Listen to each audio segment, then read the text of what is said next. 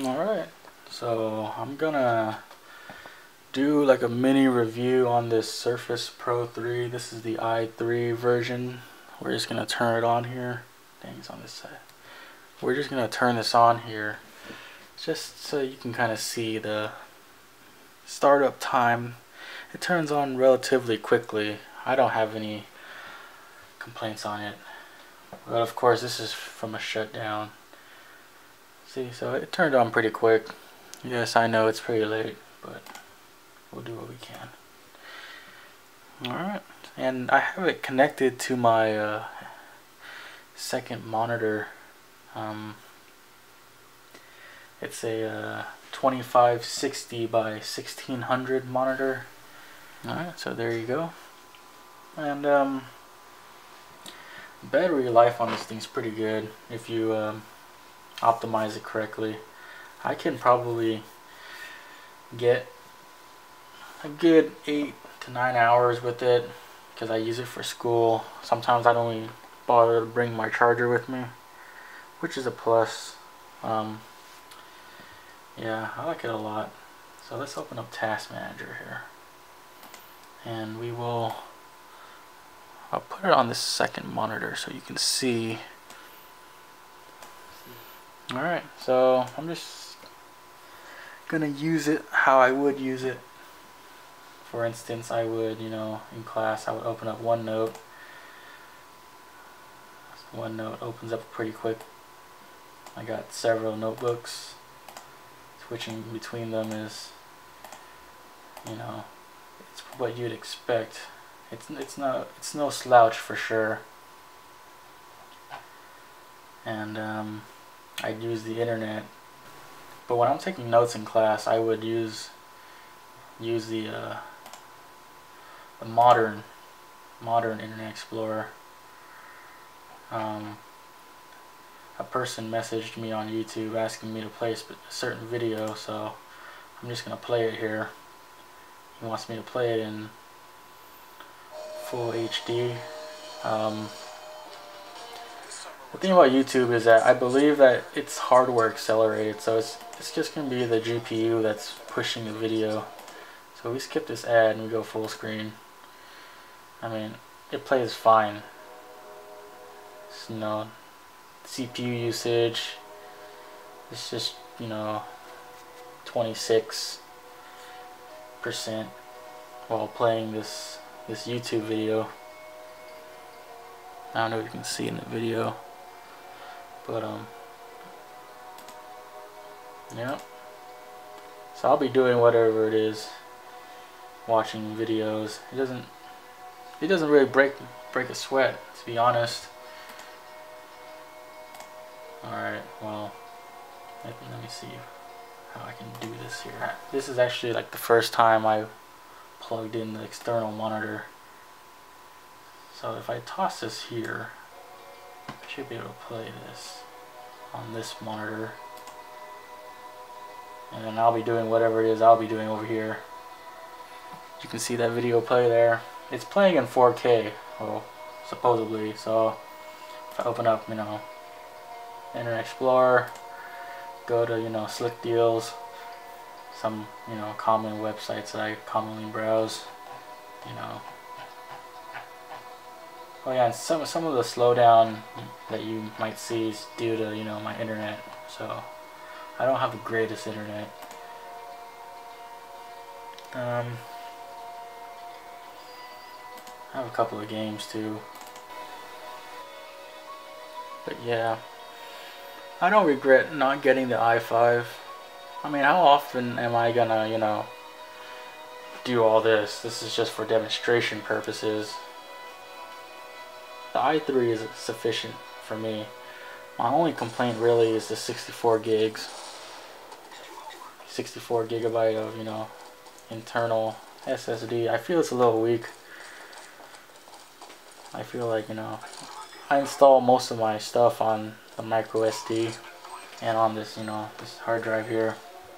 And, carrying this thing around is kind of a pain too, so if you need it, for $200 extra, the i5 and the 128 gig SSD, it may be worth it. Alright, so now that has initialized, we'll just go back to watching this game. I will move this window out of the way. What else can we do here?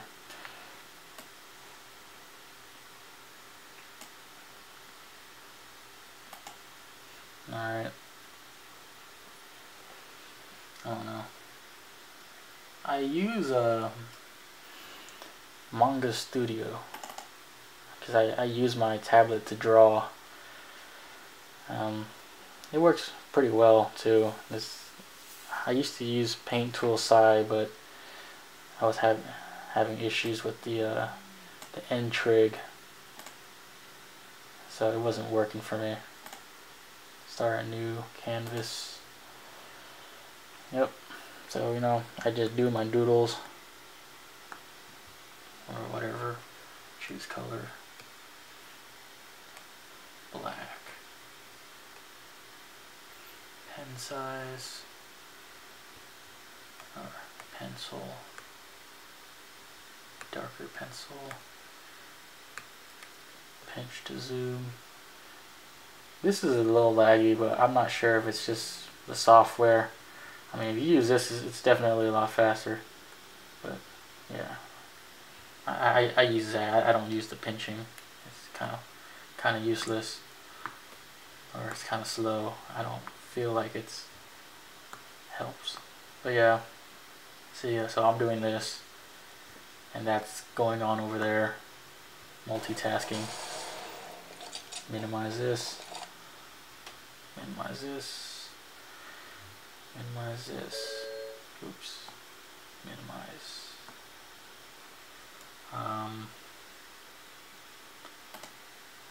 Not sure what else to show you.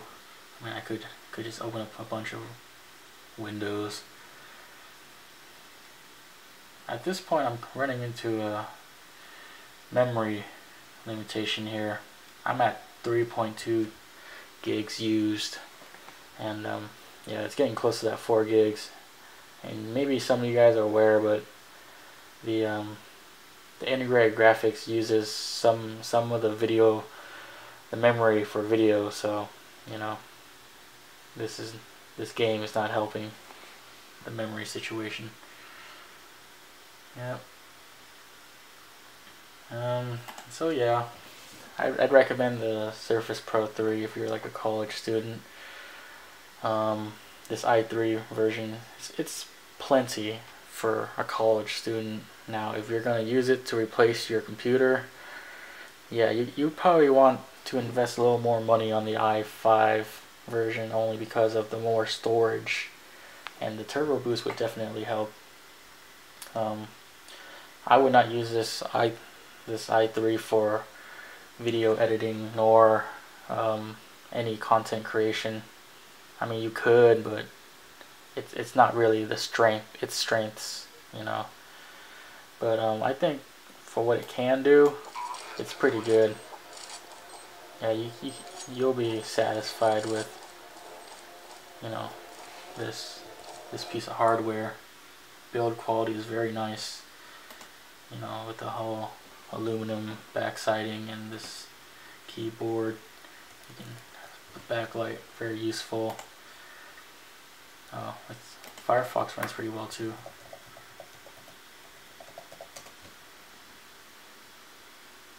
Yep.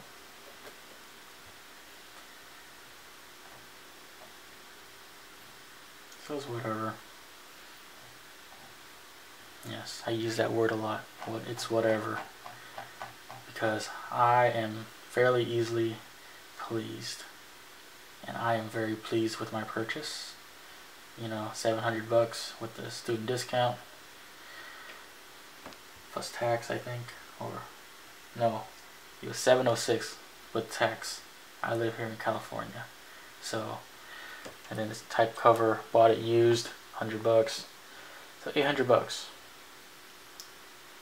Money well spent, in my opinion. Thanks for watching. Have any more questions, just hit me up.